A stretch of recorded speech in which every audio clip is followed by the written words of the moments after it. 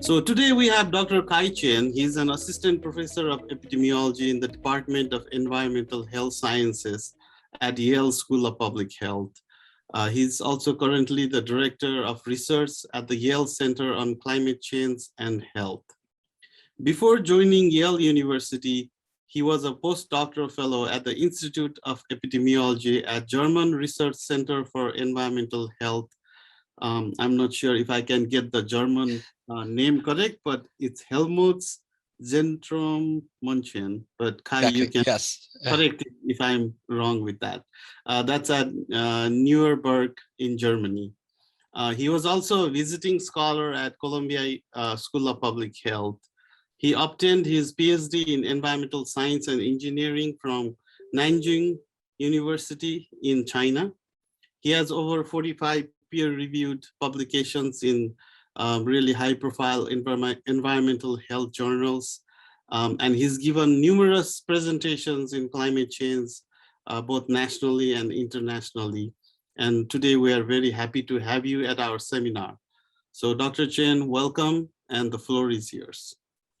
Thank you, Sandeep. Thank you very much for the nice introduction. And it is my great pleasure to share with you today some of the work that our team has been working on climate change and health, and how do we connect the dots. So before I go to introduce my work, I just want to special shout out to our Yale Center on Climate Change and Health. The center was initially just an initiative in 2015. And in early 2020, we officially became the Yale Center on Climate Change and Health. The goal of the center is to utilize Yale's multidisciplinary expertise and global reach to conduct research, education, and policy and practices to address climate change. The center currently is directed by Professor Robert Dubrow, also from the Department of Environmental Health Sciences at the Yale School of Public Health. We also are joining by colleagues like Dr. Laura Bozzi, who's the current director of programs, and Dr. Jody Sherman, who's the current program director of program on healthcare sustainability. But in addition to the core team, we also have a total of 39 affiliated faculties across Yale. This includes not just faculty at the School of Public Health, but also School of Medicine, School of Nursing, School of the Environment, and the law school as well. Today, I will be mainly focusing on the research part. And this summer, we have seen some of the record-breaking extreme weather events.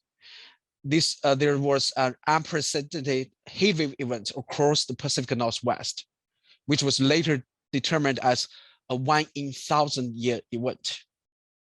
And this historical heat wave broke the previous records by more than 10 degrees Fahrenheit. And it's not just about heat wave. This year, we also see raging flooding events across the world. In Western Germany and Belgium, we have seen that the deadly flooding event killed around 200 people. And there was also another devastating flooding event in a central Chinese city, Zhengzhou.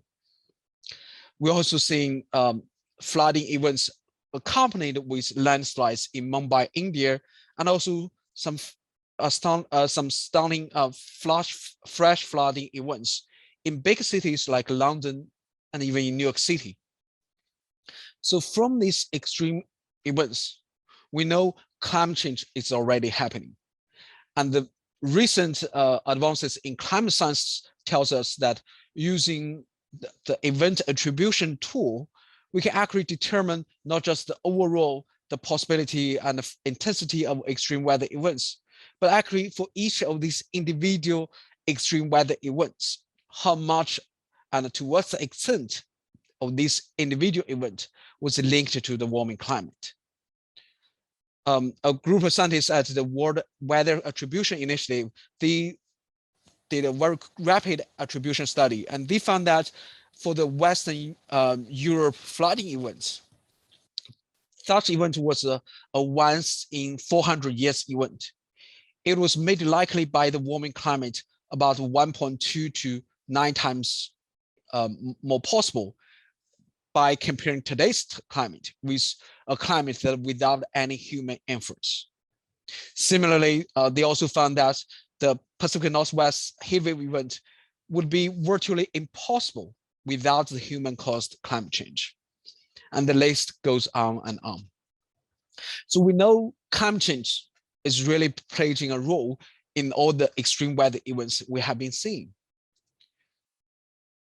Today, our world is already warmed by about 1.1 degrees Celsius compared with the pre-industrial world, which is roughly 2 degrees Fahrenheit warmer. The most recent IPCC 6 report shows us that if we take an emission pathway that with very ambitious carbon emission reduction, we can still have the possibility to achieve the Paris Agreement using the very low emission pathway. However, if we choose to continue our current path, which is the business as zero pathway, that under this such high emission scenario, by the end of this century, the world will be not just over the 2 degrees Celsius target, but will be very likely to be ranging from 3 to 5 degrees Celsius warmer. So we know from this, our climate has been already warming. It contributes to the extreme weather events we have been observing. And if we don't take enough action, climate change will leading to much more increased temperature in the field. So what does climate change do to our health? Climate change can impact our health directly through these extreme weather events, but also it can indirectly impact our health through worsening water quality, air quality, and our ecological system changes. And all these effects are combined with our social demographic changes. They can impact our health, not just on our physical health system, but also on our mental health. Because the climate change impact on health is really not just a single link. You can see it's more or less a web of linkages. So today, it's relatively impossible to reveal the complicated impacts from climate change to human health exactly by each of the link. So today I will be mainly focusing on the work that we have been working on, which is focusing on the direct impacts from temperature and the indirect impacts from air pollution, and how that these both impacts could be amplified by population aging. So first, let's talk about temperature. And before we do, it's coincidentally, today, the Nobel Prize for medicine, the actually was awarded to a Nobel laureate who discovered the molecular mechanism that for how we sense heat and cold. But we have known that, heat waves are deadly for a long, long time. And if you just look at the news media headlines, right after the Pacific Northwest event, you can see that their record-breaking heat wave event killed roughly 200 people in Oregon and Washington state. So we know heat waves can be deadly. We know heat stroke happens. However, if we not just look at this directly heat-related mortality from the death certificate, let's see if we pull the CDC website's weekly death number in Washington state. And if we just compare the death number in June to July in 2021 compared with 2019. And for the cause of death here, let's see, to avoid any inference from COVID-19, either directly or indirectly, let's just look at 4 main causes like circulatory disease, respiratory disease, cancer, and Alzheimer's disease and dementia. So what we can find out is compared with 2019, there in the last week of June 2021, we can see there were more than 180 excess deaths in Washington state alone. The official death toll was roughly 80 to 100. So by this comparison, this preliminary just simple excess mortality calculation, it tells us that the heat-related health impact is more than what the medical records shows directly heat-related. So it turns out for all the heat wave events, actually, if we conduct a statistical analysis, the overall health burden will be much more than the numbers that we can directly count from the death certificate. And in temperature epidemiological field, what we do is we look at the overall relationship between temperature and your health outcome. So here I show an example to look at the temperature distribution and to look at its exposure response curves with the mortality risk, a total natural mortality in 8 European cities. So what we found out is both heat and cold actually increased the mortality risk. And this U-shaped relationship tells us that if the heat exposure actually doesn't need to go to very extreme before turning deadly, the mild heat exposure and the mild cold exposure can also lead to significant increased mortality risk. And you may wonder why does heat and cold can actually affect the total mortality? Well, if we take a deeper look at the causes of the mortality, we can find a variety of specific causes of mortality that can be linked to increased temperature and decreased temperature at the cold range. So here I showed that one example that we did in Germany to look at the temperature association with the occurrence of a heart attack using a heart attack registry in Germany. So what we found is that this U-shaped relationship between temperature and health outcome still applies to heart attack. And in the future, if the global world warming increased from 1.5 degrees Celsius to 2 degrees Celsius and 3 degrees Celsius, we actually would expect much more heart attacks due to the warming climate. So it also shows us that even in a small city like Augsburg in Germany, failure to meet the Paris Agreement goal would actually result in a substantial increase of temperature-related heart attack events in the local context. And it is not just about heart disease. We also took an earlier study to look at temperature relationship with stroke mortality.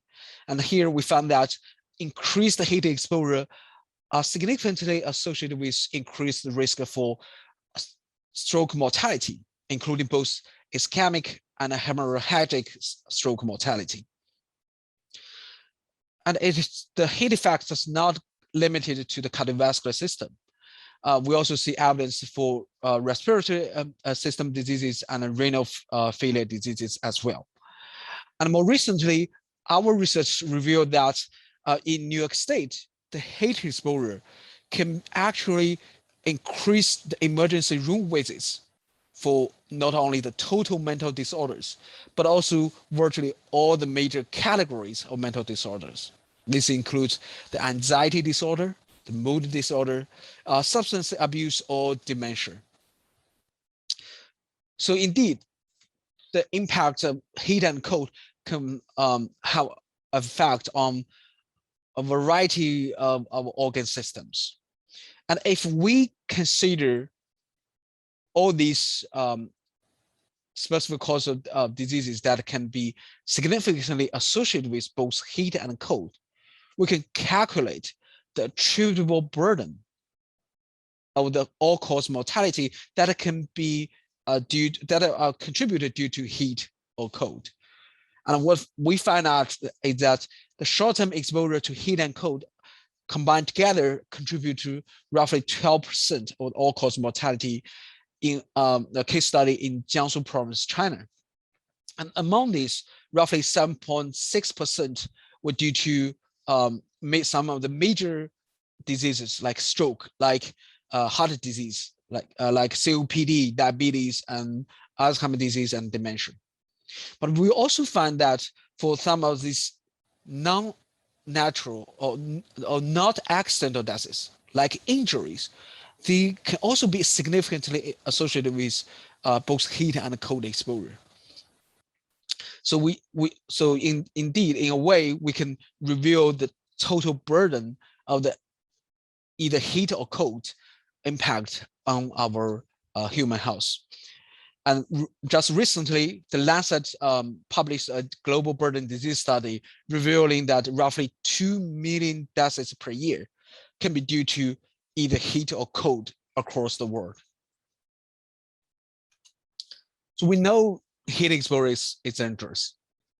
And to address that, we need to first find out which communities are at the excess risk. In other words, which communities are having a higher vulnerability due to heat stress. So to do that, a very useful tool is to construct a heat vulnerability index, in short name HVI. So here I illustrate one of the early study we did in Jiangsu Province, China, that we based on 4 indicators that has been found out to be significant effect modifiers for this heat-related mortality risk. And we then construct this vulnerability index and mapped across the province. So once we have this mapping of the heat vulnerability index, it actually reveals a lot of spatial variations and heterogeneities. Among that is a very interesting phenomenon that compares the difference between urban and rural in terms of the heat vulnerability. So the left figure here shows that if we plot this heat vulnerability along with the percentage of the urban population in each county, we can see that there's virtually a linear negative association. That means the more rural population you have, the higher vulnerability this location will be in Jiangsu, China. And these rural population areas most likely will also have a higher heat-related mortality risk. So this is kind of striking because we know urban areas has much higher exposure due to the urban heat island effect. But when we determine the heat-related mortality risk, it is not just determined by how much exposure, but also by how vulnerable the population are. And it turns out in developing countries like China, the rural populations, they may have less healthcare, have less air conditioning prevalence, have maybe more elderly population due to the young, healthier adults went to work in the urban cities. So as all these factors combined together makes the rural residents, they are more vulnerable to the heat-related mortality risk. And I'm very happy to see that a few years later, in another province in China, another group of research independently, they also conducted a similar research and found out the same conclusion. That is, for rural residents, they also have a significant increased risk in heat-related mortality compared with the urban counterparts. And what they found out is that not just that's rural-urban disparity is not only true for heat-related mortality risk, but also true for cold-related mortality risk. So if we look at the future climate change impacts, here I'm showing an early study we did using the previous IPCC simulations, the CMAQ-5 global climate change models, to look at 2 different climate scenarios. One is the ICP 8.5, which is the business as usual scenario. Another one is a relative moderate emission reduction scenario called RCP 4.5. So we can get the future climate change projections to get an idea of how much change will be in the temperature and the different climate scenarios. And then we can combine it with the exposure response function we observed for both urban and rural counties. And when combine this together, we can find that in the future, actually, the rural residents will have 3 times more heat-related death burden compared with the urban residents in the Jiangsu Province, China. And of course, if we choose a high emission scenario compared with a low moderate emission scenario, there will be much more heat-related mortality burden. So it sends us a very clear message that to reduce the future heat-related mortality burden, what we need to do primarily is to reduce the greenhouse gas emission, to choose a pathway that has lower emission and try to achieve the Paris Agreement goal by limiting the global warming well below 2 degrees Celsius target. But when in conducting this type of analysis, especially when dealing climate change, one inherent feature of climate change modeling is uncertainty. So it is uncertain which path our society will choose that was reflected in which climate scenario you will be using. RCB 4.5 a moderate or RCB 8.5 a high emission scenario.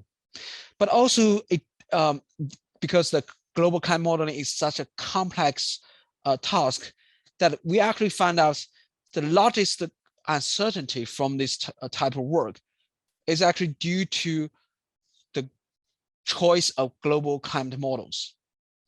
So on the left figure shows the model specific estimates of future heat-related mortality risk.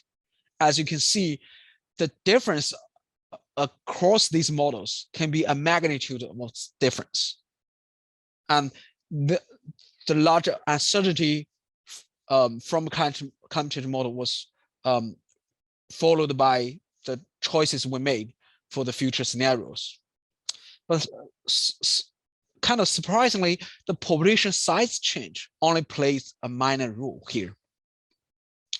So to further find out how does population change can impact the climate change impacts, we later on conduct a study to look at the role of population aging on projecting the future temperature related burden. The reason why we want to do this type of study is because we know that for temperature health impacts, the vulnerable population includes the elderly group. So due to their physiological limitations and due to their living lifestyle and other comorbidity situations, the elderly group are much more vulnerable, both to the heat exposure and to the cold exposure. So what we did here is we also did the U-shaped exposure response function, but separately for elderly group more than 75 years old and a relatively younger group below 75 years old in the Bavaria state in Germany. And then we conduct a climate change projection analysis, combining both the climate scenarios, which is RCPs, in short, representative concentration pathways, and also combine it with different population scenarios, in short name for social economic, shared social economic pathways, SSP scenarios. So what you can find here is the future net changes in the temperature related mortality burden. Because in the future, we will see increased heat related mortality. But in the meantime, due to the less cold days, reduced exposure in cold can also lead to potentially reduced cold related mortality risk. So the net change, the balance between heat exposure increase and the cold exposure decrease will vary depending on which climate scenario and which population scenario you choose. So here in the right figure, we can see that actually under certain climate and population scenario combinations, we can actually observe a significant decrease in the temperature-related mortality. Well, that tells you that, okay, in this Bavaria state, Germany, would climate change or global warming actually be a good thing if we choose the SSB3 population scenario? Well, that might not be the case once we factor in the population aging. So if we use the population-specific exposure response curves and also consider the future demographic changes, the age structure changes, what it turns out to be is that because the elderly group are more vulnerable to cold, so even though you have reduced cold exposure, but in the future, there's just several times more elderly people, and they are more vulnerable to cold. So in the end, it turns out across all the potential population scenarios, the cold rate of mortality does not decrease, but rather increase. And this combined with the increases in the heat-related burden, we actually see a consistent net increase across all the climate change and population scenarios. So indeed, it tells us that population aging will greatly amplify the future temperature-related mortality burden. It can even kind of offset the potential decreases in the cold-related mortality burden. So the second thing I want to discuss with you is the indirect effects from air pollution. And there has been decades of research in air pollution epidemiology showing the adverse health effects to virtually all the organ systems. And our research group at Yale Center on Climate Change has also been able to contribute to some of these cutting-edge research. For example, our recent research found out that particularly air pollution exposure can be linked to increased mental health outpatient visits in China. And the PM2.5 exposure can also have direct effects on the mental stress in pregnant women. And some tiny particles that are smaller than the 2.5 microgram meter can actually penetrate in the lung and circulate in the body, triggers heart attack.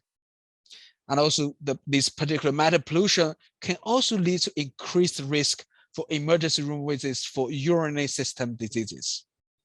And just recently, the World Health Organization released their new air quality guidelines. And the right figure shows the 2020 new guidelines for short-term air quality compared with the previous version in 2005. As you can see, a lot of air pollutants like PM2.5 has been, the standard has been strengthened.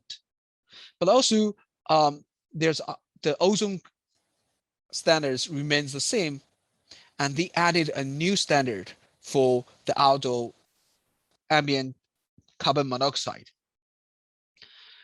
And while our research is actually being able to, very fortunate to contribute to the revision of these WHO air quality guidelines. I'm very fortunate to be able to collaborate with Dr. Antonio Gasparini and Dr. Alexander Schneider from the Helmholtz Central Mission.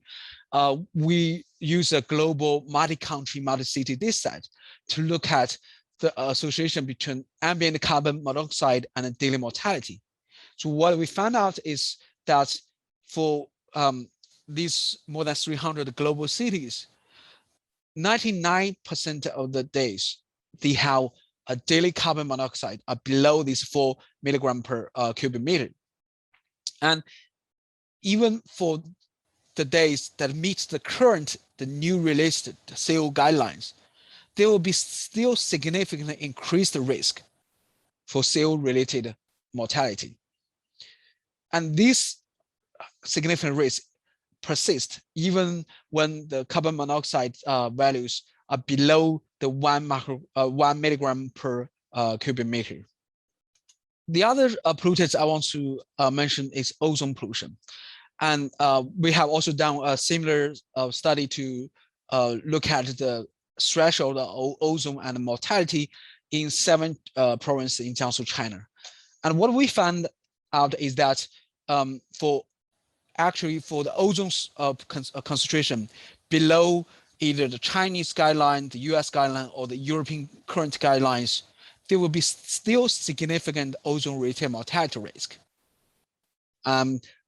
We also actually observe a similar risk for the days below the current WHO guideline. However, because the sample size, when you goes to a very low concentration range, the sample size becomes smaller, so we don't have enough statistical power for a significant risk. But our ongoing research actually has confirmed that even below this 100 microgram per cubic meter, we still observe a significant increased risk for ozone. And and ozone is very interesting. It's because during the formation of ozone, when temperature increase, the chemical reactions for ozone will accelerate and lead to increased ozone pollution. And some of the precursors of ozone will be generated from some of the natural processes like forest fire, lightning, and they will increase and warming climate. So overall, we can see an increased ozone pollution in some polluted regions due to a warming climate. As such, we find that if we calculate the associated health impact, it turns out if we choose the RCP 8.5, the high emission scenario, the warming climate will lead to more than 10% of the excess mortality. So this phenomenon is called climate penalty, that due to warming climate, we can have increased ozone pollution and increased ozone-related mortality risk. But this is only considering climate change itself. So what if we factor in also not just climate change, but also population aging, population size change, and in the meantime, we know our society is improving. So with increasing life expectancy, we also have decreased mortality risk, mortality rate. So if we factor into all these things, we can see that the largest impact will still from population aging. And it has such a large impact that it can lead to 1 to 4 times net increase in the ozone-related mortality by the mid-century in these Chinese cities. It can offset the potential benefits through increased life expectancy. And the signal is so large that it also offsets that some of the potential ozone reductions if we choose a relatively moderate or low emission scenario. And later on, in collaboration with Dr. Meng Wang from the University at Buffalo, we also found that the future PM2.5 and ozone-related, not just the health burden, but also the economic impacts. And we found that the estimated calculated causes in terms of economic causes due to PM2.5 ozone exposure will significantly increase under even the RCP 4.5 scenario.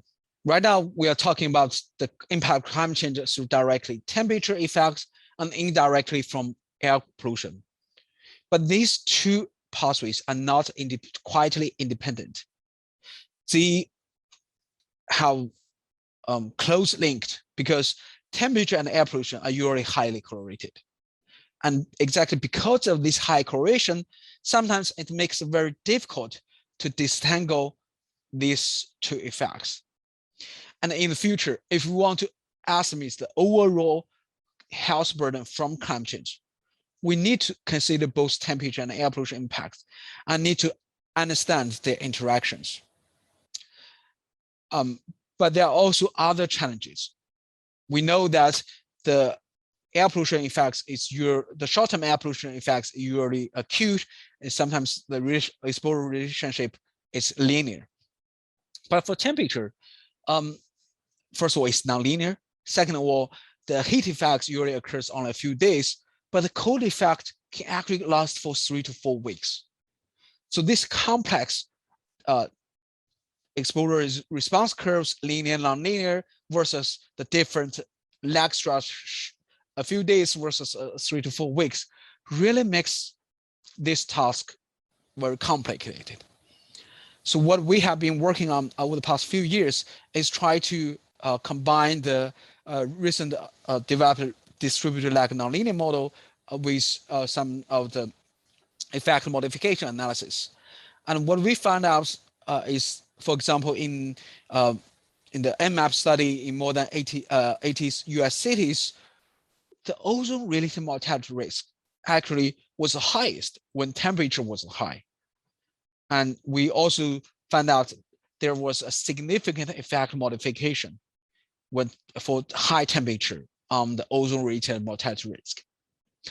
And we also did the same analysis for 8 European cities. We also observed the same conclusion.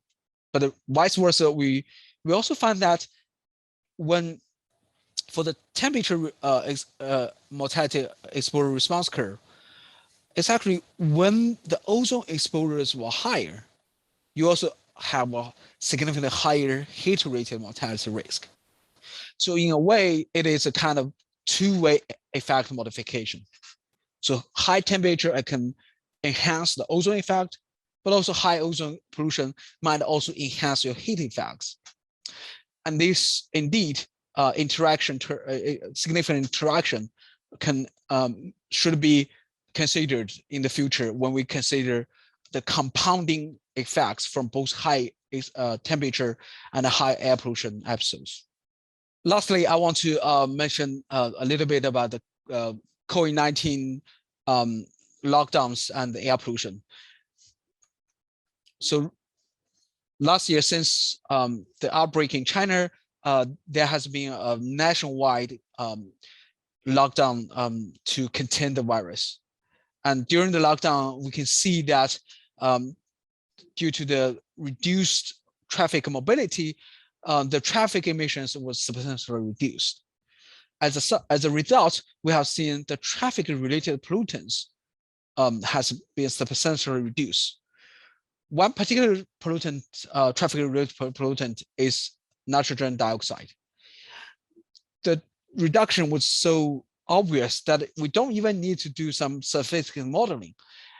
You can directly see the evidence from the satellite image. Just look at the tropospheric column density, as shown the figure for nitrogen dioxide before the lockdown and during the lockdown. So then in early 2020, we were one of the first group to ask this question. So how much potential health benefits that can be attributed to this potential, this air pollution reductions? So based on the ground level monitoring stations, we conducted a relatively simple difference in difference analysis. And what we found out is that for now COVID-19 deaths, there are roughly tens of thousands premature deaths that could have been avoided due to the reduced air pollution in these Chinese cities. So, and at that time, and still today, the official COVID-19 deaths in China is just less than 5,000. And this unexpected health benefits suggest that if we were to address climate change as aggressively as we were combating the COVID-19 pandemic with strong political will and urgent actions, we could prevent the enormous health burdens associated with climate change. However, the reductions we saw for air pollution is just temporary. As we all know, China quickly recovered from the outbreak in 2020. And as a result, the carbon emissions in 2020 in China was only 1.4% smaller compared with 2019.